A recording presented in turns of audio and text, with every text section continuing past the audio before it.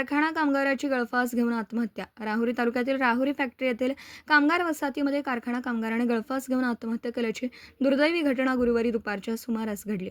मिळालेल्या माहितीनुसार बाळासाहेब माधवराव तारडे वय वर्ष 57 राहुरी फॅक्टरी येथील कामगार वसाहतीत वास्तव्यास होते. आज दुपारच्या सुमारास त्यांनी आपल्या घरासमोरील लिंबाच्या झाडाला गळफास घेतल्याचं स्थानिक नागरिकांच्या निदर्शनास आलं. घटनेची माहिती तात्काळ राहुरी पोलिसांना देण्यात आली. यानंतर रवी देवगिरे यांच्या रुग्णवाहिकेतून बाळासाहेब तारडे यांना उपचारासाठी राहुरी येथील ग्रामीण रुग्णालयात दाखल करण्यात आलं. मात्र तेथील वैद्यकीय अधिकाऱ्यांनी तपासणी करून त्यांना मृत घोषित केलं. बाळासाहेब तारडे यांच्या पश्चात पत्नी, 2 मुली तसेच आई वडील असा परिवार आहे. त्यांच्या आत्महत्येमागील नेमकं कारण अद्याप समजू शकलेलं नसून पोलिसांकडून पुढील तपास सुरू आहे.